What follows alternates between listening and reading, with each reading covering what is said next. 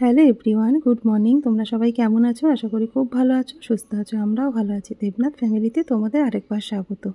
আজকে হচ্ছে বুধবার আর ঘড়ি কাটাতে বাজে এখন ভোর 6টা 5। তো এখন থেকেই ব্লগটা শুরু করলাম তোমাদের সাথে নিয়ে, সঙ্গে নিয়ে। আর আজকে ঘরের অবস্থাটা দেখতে পাচ্ছ তো, প্রচণ্ড নোংরা হয়ে আছে। আজকে কিন্তু প্রচুর কাজও রয়েছে জানো তো, ওই জন্য না ভোরবেলা উঠে গেছি, সেই 5টার সময়। ভোরবেলা উঠলে না সংসারের সমস্ত কাজ দেখবে সময় মতন করা যাবে। আর আজকে আবার বুধবার, ঘরে পুজো আছে। চল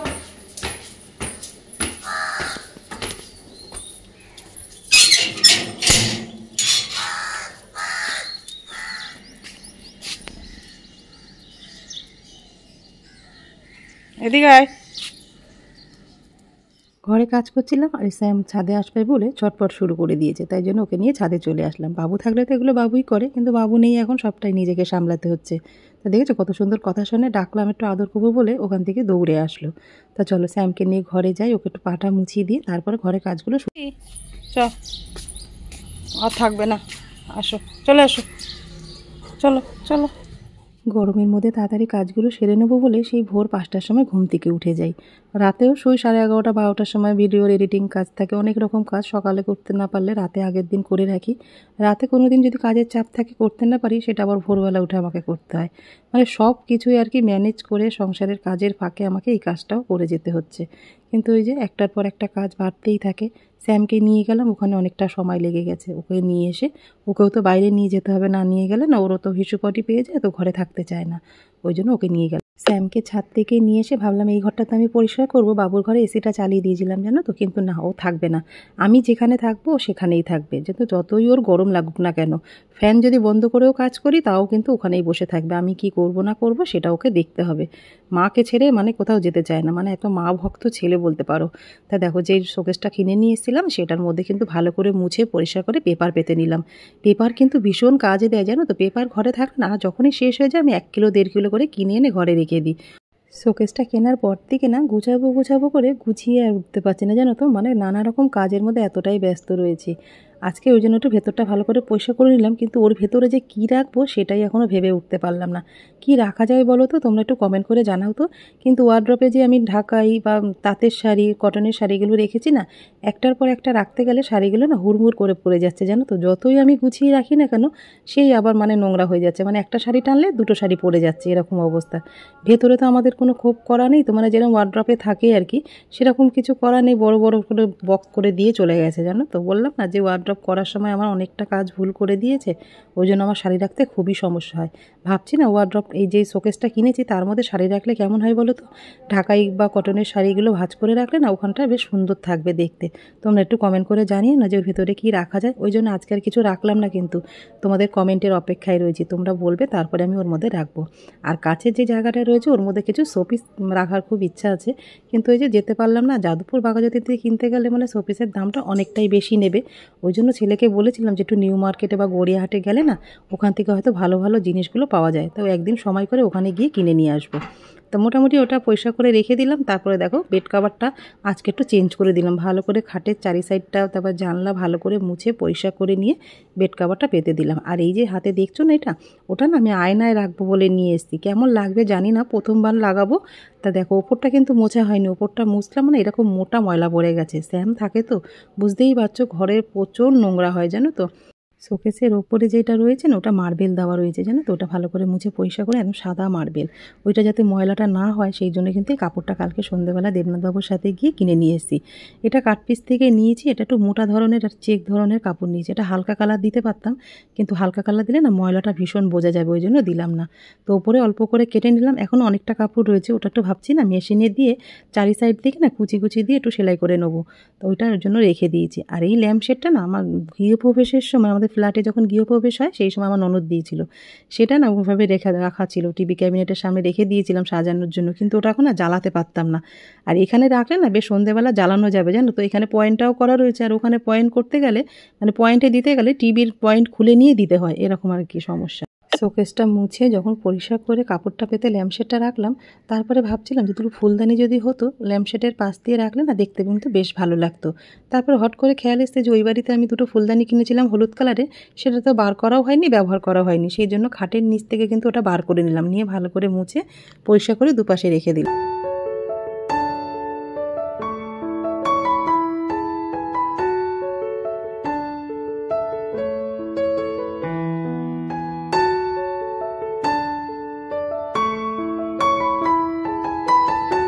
ফুলদানি দুটো রাখার পরে কেমন লাগছে কমেন্ট করে কিন্তু জানিও। মুছতে গিয়ে হট করে চোখ পড়লো, দুটো ফুলদানি চির খেয়ে গেছে। মনটা এত খারাপ হয়ে গেল যে এত কষ্ট করে ওটা বার করলাম, সেটা আর কোনো কাজে লাগাতে পারবো না। কোনো রকম কাঁচা ফুল কিন্তু ওতে দিতে পারবো না। আমি কিন্তু কাঁচা ফুল না দিতে পারি, কিন্তু আর্টিফিশিয়াল ফুলগুলো কিন্তু ওখানে রাখতেই পারি, তাই না? জিনিসটা নষ্ট করে তো কোনো লাভ নেই। দেখতে এত সুন্দর হয়েছে না, ফেলতেও পারবো না, ওই জন্য আমি রেখে দিলাম।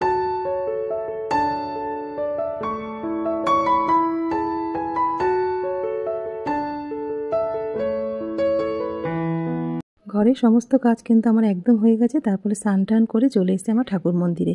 আর আমার অপরাজিতা গাছে দেখেছো কতগুলো ফুল ফুটেছে, আর কতটা বড়ও হয়ে গেছে গাছটা, জানো তো? প্রত্যেক দিন একটা দুটো তিনটে করে এরকম ফুল ফুটছে, আর সবটাই কিন্তু আমার ভোলেনাথের পুজোয় লেগে যাচ্ছে।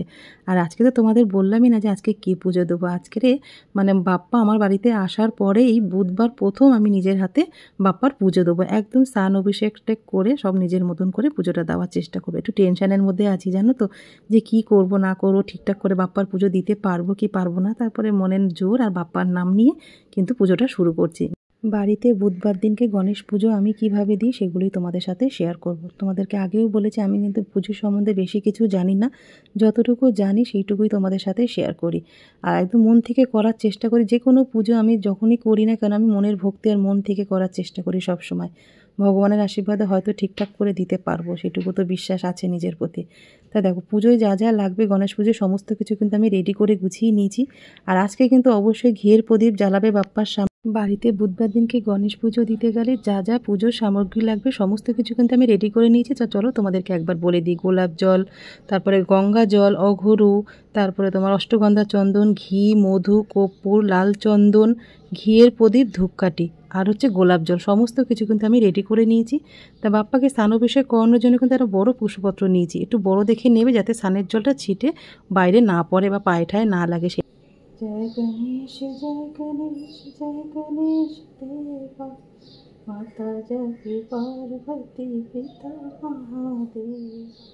ধূপকাঠি এবার দেখো প্রদীপ দিয়ে, ঘিয়ের প্রদীপ দিয়ে বাবাকে একটু আরতি করে নেব। ওম গং গণপতায় নমো নমঃ, ওম গং গণপতায় নমো নমঃ, ওম গং গণপতায়। দেখো একটা গোলাপ ফুল আর হচ্ছে জবা ফুল।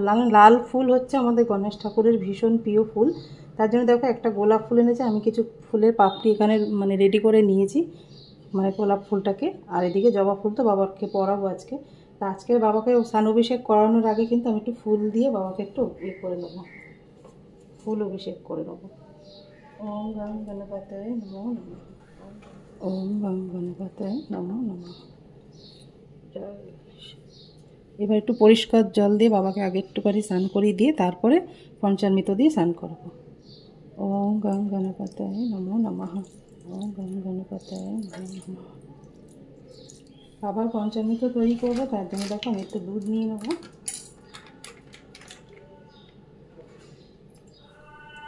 একটু টক দই,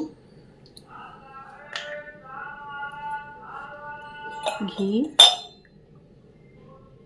মধু, একটু শর্করা, আর দেখো একটুখানি গোলাপ জল দিয়ে দেবো। এই দেখো পঞ্চামৃত তৈরি করেছি, এর মধ্যে একটুখানি গোলাপ ফুলের পাপড়ি আর একটু গাঁদা ফুল দিয়ে দিয়েছি। এবার বাবাকে এটা দিয়ে অভিষেক করব।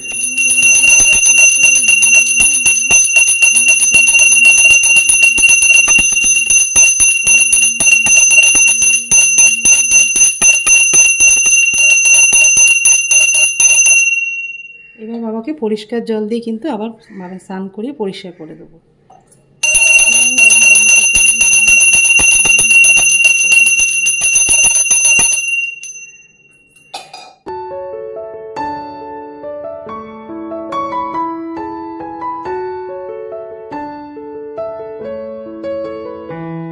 বাবাকে এবার শুকনো কাপড় দিয়ে পরিষ্কার বাবাকে কিন্তু এবার একটু মুছিয়ে দেবো। দেখো বাবাকে যেটা দিয়ে স্নান অভিষেক করিয়েছি পঞ্চামৃত দিয়ে, সেইটা কিন্তু আমরা সবাই কিন্তু বাড়িতে যারা আছি সবাই কিন্তু একটু করে প্রসাদ হিসাবে নিয়ে নেবো। নিয়ে তারপরে কিন্তু আমার গাছের যে কোনো ফুল গাছের গোড়ায় এটা দিয়ে দেবো। তাই দেখো বাবাকে কিন্তু একটা ছোট্ট একটা পিতলের থালার মধ্যে কিন্তু বাবাকে বসিয়ে নিয়ে এবার সুন্দর করে বাবাকে কিন্তু ভালো করে মুছিয়ে নেবো। আমার বাপ্পার স্নান হয়ে গেছে, তারপরে যেই থালার মধ্যে কিন্তু আমি স্নান অভিষেক করেছি সেই থালাটা ভালো করে পরিষ্কার করে বাপ্পাকে আবার ওর মধ্যেই বসিয়ে নিলাম। বাপ্পাকে একটু তিলক করাবো আর একটু সুন্দর করে সাজাবো সেই জন্য। তারপরে কিন্তু বাপ্পাকে বাপ্পার আসনে বসাবো। তা আমি যা যা দিয়ে মানে আজকে বাপ্পাকে তিলক করাবো সেগুলো তোমাদেরকে একটু বলে দিই। দুটো বাটির মধ্যে কিন্তু আমি একটা বাটিতে অষ্টগন্ধা চন্দন আর একটা বাটির মধ্যে কিন্তু আমি কুমকুম নিয়েছি। আর কুমকুম আর অষ্টগন্ধা চন্দন কিন্তু অবশ্যই তোমরা গোলাপ জল দিয়েই গুলবে। গোলাপ জল দিয়ে যে কোনো কিছু করলে বাপ্পা কিন্তু ভীষণ সন্তুষ্ট হয়। বাপ্পার যে জিনিসটা আমাদের সবসময় নজর কাড়ে সেটা হচ্ছে সুর। সবসময় দেখবে আমাদের নজর কিন্তু আগেই বাপ্পার সুরের দিকে যায়। সেই সুরটা কিন্তু সুন্দর করে তিলক করিয়ে দেবে, দেখবে বাপ্পা কিন্তু ভীষণ সন্তুষ্ট হয়। আর আমি কিন্তু এক এক দিন এক এক রকমভাবে বাবার তিলক করাই সুরে। তো যেটা মানে যেরকম পারি সেই অনুযায়ী কিন্তু বাবাকে তিলক করার চেষ্টা করি। তা প্রথমেই তোমরা দেখতে পেলে লাল কুমকুম দিয়ে কিন্তু আমি পুরো সুরের মধ্যে দিয়ে নিলাম, দিয়ে তারপরে অষ্টগন্ধার চন্দন মাঝখানে একটা ফোঁটা দিয়ে তারপরে কিন্তু সুরের মধ্যে কিন্তু একটা করে হলুদ ফোঁটা দিয়ে দিলাম যাতে দেখতে ভালো লাগে। তারপরে আরেকটা জিনিস দিলাম আতর চাল, ওটা কিন্তু অবশ্যই বাবার তিলকের মধ্যে দেবে, 3টে হোক 5টা হোক আতর চাল দিয়ে নেবে। তারপরে দেখো আমার ঘরেতে কিন্তু এই হলুদ চুন্নিটা ছিল, জানো তো, এটা কেনা হয়নি, আগে একটা লাল কিনেছি। বাপ্পার জন্য আস্তে আস্তে মাথার পাগড়ি তারপরে চুন্নি আরও কিছু আমাকে কিনতে হবে, কিন্তু এখন যেটা ছিল ঘরে সেটাই দিয়ে বাপ্পাকে সাজিয়ে নিলাম। কেমন লাগছে কমেন্ট করে কিন্তু জানিও। আর বাপ্পাকে যেইখানে বসাবো সেই জায়গাটা একটু গঙ্গার জল একটু আতর চাল দিয়ে জোকার দিয়ে বাপ্পাকে বাপ্পার জায়গায় বসি।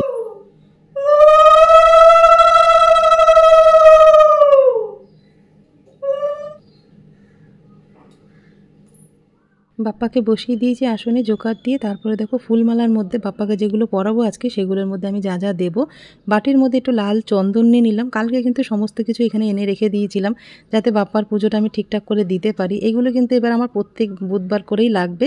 তা দেখো বাটির মধ্যে আমি নিলাম লাল চন্দন, গোলাপ জল আর একটু কর্পূর দিয়ে ভালো করে গুলে নিয়ে এবার বাবাকে যে ফুলমালাগুলো পরাবো তার মধ্যে কিন্তু ভালো করে দিয়ে নেবো, দিয়ে নিয়ে তারপর এটা বাপ্পাকে পরাবো। ফুলের মধ্যে লাল চন্দন দেওয়া হয়ে গেছে, এবার যে গাছে অপরাজিতা ফুলগুলো ফুটেছে সেগুলো কিন্তু আমার ভোলেনাথকে মাথায় দিয়ে দিলাম। তো আমি লাল চন্দন, কর্পূর আর গোলাপ জল দিয়ে মিশিয়ে সেটাকে ভালো করে ফুলে লাগিয়ে নিয়েছি। আরে দেখো একটা দুব্বার কিন্তু আমি গাছ এখানে তৈরি করে নিয়েছি। এই দুব্বর মধ্যে কিন্তু 21টা দুব্ব আছে। তোমরা যদি 21টা জোগাড় করতে না পারো 7টা 5টা বা 3টে কিন্তু দিতে পারো। আমি আজকে 21টা দুব্ব বাবাকে দেবো আজকে বুধবার। এর মধ্যে একটুখানি গঙ্গার জল ছিটিয়ে নেবো,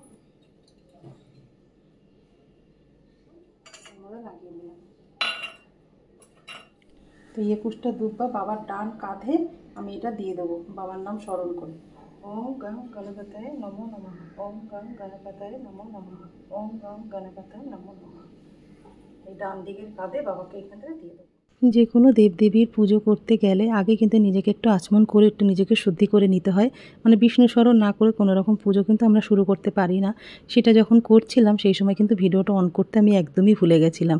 তা সেটা করে নেওয়ার পরেই কিন্তু আমি পুজোটা শুরু করেছি। আমি অত মন্ত্রতন্ত্র তোমাদের আগেও বলেছি আমি সেরকম কিছু জানি না। ওম গং গণপতায় নমো নমঃ বলে সমস্ত ফুল বেলপাতা নিয়ে বাবার চরণে নিবেদন করার পরে মালাটা পরিয়ে দিলাম, দিয়ে একটু দেখো অঘরু নিয়ে বাবার চুন্ডির মধ্যে একটু দিয়ে দিলাম, দিয়ে তারপরে বাবার প্রিয় প্রসাদের মধ্যে হচ্ছে লাড্ডু। অবশ্যই চেষ্টা করবে কিন্তু বুধবার দিনকে লাড্ডু দিয়ে বাবাকে ভোগ দেওয়ার। লাড্ডু মোদক, মোদক তো সবসময় পাওয়া যায় না, ওটা গণেশ পুজোতেই ভালো পাওয়া যায় জানো তো। তার মধ্যে একটু গুড়ের বাতাসাও দিয়ে দিলাম, গুড়ের বাতাসা কিন্তু বাপ্পার ভীষণ পছন্দের।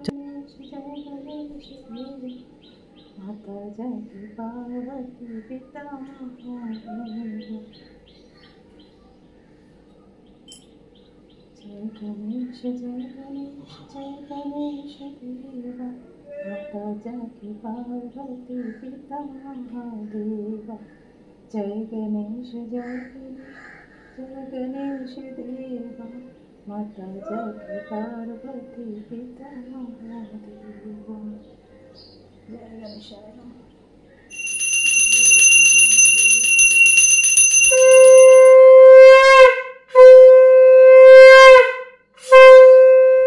পুজো দিতে গিয়ে একটা কি ভুল হয়ে গেল।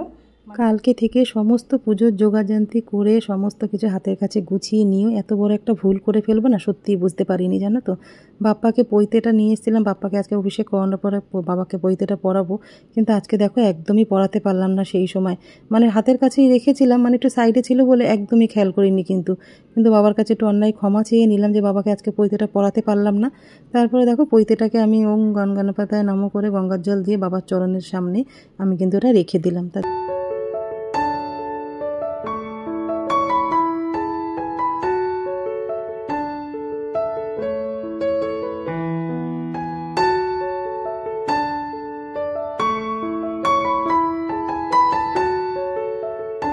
তোমাদেরকে সকালে বললাম না যে একটু টেনশন হচ্ছে ঠিক মতন দিতে পারবো কি পারবো না। প্রথমবার গণপতির পুজো নিজের হাতে করছি তো টেনশন তো একটু হবেই, কালকে থেকেই হচ্ছিল। যখনই নেগেটিভিটি কথাবার্তা মাথার মধ্যে একবার ঢুকে যাবে না, দেখবে সেই জায়গায় ভুল হবেই হবে। কেন সামনেই আমি সমস্ত জিনিস কিন্তু গুছিয়ে নিয়েই পুজোটা করি। তোমরা এতদিনে আমাকে বুঝে গেছো যে আমি কিভাবে পুজোটা দিই, তা সত্ত্বেও কিন্তু আজকে ভুলটা করে ফেললাম। জানো কাটাতে বাজে এখন 10টা বাজতে ধরো 5 মিনিট বাকি আছে। পুজো দিতে অনেকটা সময় লাগলো জানো তো। মানে গণেশ ঠাকুর আমার বাড়িতে আসার পরেই প্রথমবার আজকের বুধবারে গণপতির পুজো বাড়িতে দিলাম। মানে ভীষণ ভালোও লাগছে, যেটা মা লক্ষ্মীকে পুরো স্নান অভিষেক করি পঞ্চামৃত দিয়ে সেইভাবেই করার চেষ্টা করেছি। জানি না কতটা আমি ভালো করে দিতে তখন পড়াতে পারিনি, আর পৈতেটা এখন দেওয়ার চেষ্টা করলাম, কিন্তু পৈতেটা না বাবার এখান থেকে আসছে না, মানে ছোট হয়ে গেছে পৈতেটা। এখন পৈতে খুলে কিভাবে দেয় জানা নেই, কিন্তু বাবার নাম করে বাবার চরণের সামনে আমি পৈতেটা দিয়ে রেখেছি। ওটা বাবা ওখানেই থাক, তাহলেই হবে। পুজো দিয়ে আস্তে আস্তে অনেকটাই বেলা হয়ে গেল, আর স্যামকেও একটু খাওয়াতে বেলা হয়ে গেল। ও তো 11:30টার মধ্যে খেয়ে নেয়, কিন্তু এই যে আজকে ঘরের সমস্ত কাজ করে গুছিয়ে আস্তে আস্তে সেই স্নান টান করে 8টার সময় মন্দিরে ঢুকেছি। এই ঠাকুর ঘর থেকে পুজো দিয়ে এই সবে বেরোলাম। আর আজকে প্রথমবার গণপতির পুজো দিয়েছি না, মানে সব কিছু নিয়ে একদম নিচে সুন্দর করে বসে বাপ্পাকে বেশ স্নান অভিষেক করেছি নিজের হাতে, বেশ ভালোও লাগছে আজকে জানো তো। মানে বুধবার বৃহস্পতিবার মা লক্ষ্মীকে তো করাই, এবার বুধবার করে আমার গণপতি বাপ্পাকে তুলে করাবো। মানে সপ্তাহে মানে প্রত্যেক দিন তো সম্ভব হয় না, এটা প্রত্যেক বুধবার দিনকে এইভাবে যদি পুজো করা যায় এটা ভালো। আর সিদ্ধিদাতার আশীর্বাদ থাকলে সংসারে তো জানোই সবকিছু সুখ সমৃদ্ধি সবকিছু ঠিকঠাক থাকে। জানি না কতটা খুশি করতে পেরেছি তাকে, মন থেকে তো দেওয়ার চেষ্টা করেছি। আমি সবসময় ভগবানকে একটা কথাই বলি যে তোমাকে দেওয়ার মতন আমার কাছে অন্তত কিচ্ছু নেই। অনেকের কাছে অনেক কিছু থাকতে পারে, কিন্তু আমার কাছে কিচ্ছু নেই। শুধু আছে মনের ভক্তি আর 2 ফোঁটা চোখের জল দিয়েই তোমাকে পুজোটা দিতে পারি, এর থেকে আর কিছু আমি দিতে পারবো না। সব কিছু হচ্ছে তোমার, তোমাকে আমি আর কি দেবো বলো তো। তাই ভাবছি এখন একটু চা না খেলে আর হবে না জানো তো, একটু বাতাসা দিয়ে একটু চা খাই।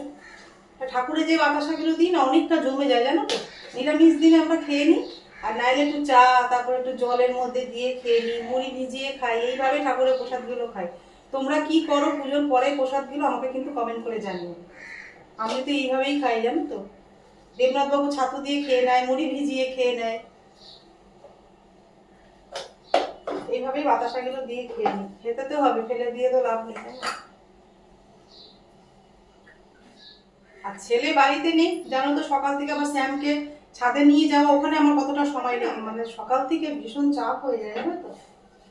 ছেলে থাকলে তাও অনেকটা হেল্প হয়, তারপরে একা থাকলে তো আরো চাপ।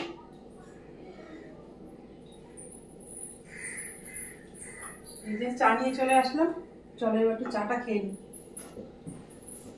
সকাল এই ওষুধটা পেটে না পড়া পর্যন্ত কোনো কাজই করতে পারবো না আজকে।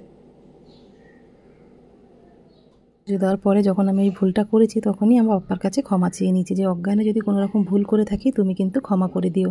প্রথমবার তোমার পুজো দিয়েছি, ভুল ত্রুটি তো হতেই পারে, আর রক্তে মাংসে গড়া একটা মানুষ, আমাদের তো ভুল হতেই পারে। তো তুমি তো আছো আমাদের একমাত্র সমস্ত অন্যায় ক্ষমা করার জন্য। তাই হওয়ার পরে তোমাদের সাথে আর কথা বলতে পারিনি, যেরকম হয় আর কি। সংসারের কাজে ঢুকে গেলে না কিছুই মনে থাকে না জানো তো। এই যে সমস্ত কিছু দেখো এই রেডি করলাম এতক্ষণ ধরে, সেই চাটা খেয়ে উঠে মনার বাড়ি থেকে যা যা নিয়ে এসেছিলাম মেয়ের বাড়ি থেকে, মানে মাছ সবজি সেগুলোই আজকে সব রান্না করবো। এই কদিন কিছু না থাকলে যেরকম হয়, মানে দুজনের জন্য একটুখানি 2 পিস মাছ ভেজে নিচ্ছি গরম ভাতের সাথে, একটু মাছের ঝাল, ব্যাস এই করেই কিন্তু এই 2 দিন চলছিল। তা চলো আজকে কি কি রান্না করবো তোমাদের সাথে একটু শেয়ার করবো। এই দেখো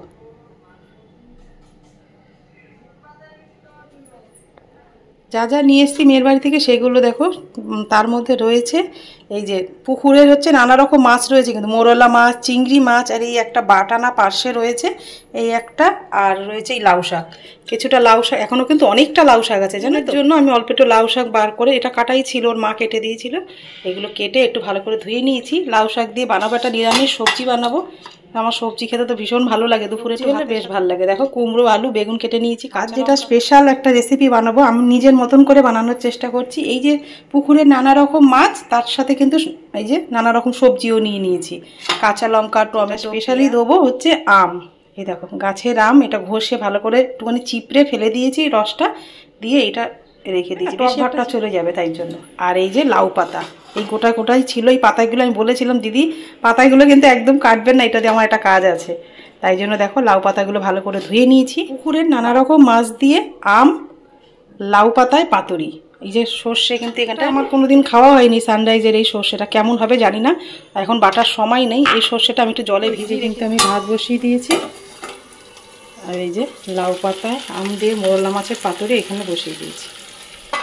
ওদিকে তো চুনো মাছটা হচ্ছে, আর এদিকে কিন্তু আমি লাউয়ের তরকারিটা বসিয়ে দেবো, তার জন্য কড়াইতে সর্ষের তেল দিয়ে, কড়াইয়ের মধ্যে সর্ষের তেল দিয়ে শুকনো লঙ্কা কালো জিরে ফোড়ন দিয়ে এবার লাউ শাক কাটার জন্য যে সবজিগুলো কেটেছিলাম বেগুন কুমড়ো আলু সমস্ত কিছু কাঁচা লঙ্কার সাথে দিয়ে ভালো করে কষিয়ে নেব। তারপরে হলুদ নুন লঙ্কার গুঁড়ো জিরের গুঁড়ো সমস্ত মশলা দিয়ে ভালো করে কষিয়ে নিয়ে তারপরে কিন্তু লাউ শাক যেটা কেটে রেখেছিলাম সেটা দিয়ে দেবো। আজকে তো দেখো মশলাগুলো কিন্তু ভালো করে সবজির সাথে কষে গেছে, এবার লাউ শাকটা দিয়ে দিলাম, দিয়ে এবার কিছুক্ষণ ঢেকে নিয়ে অল্প একটু জল দিয়ে রান্নাটা করে নেবো।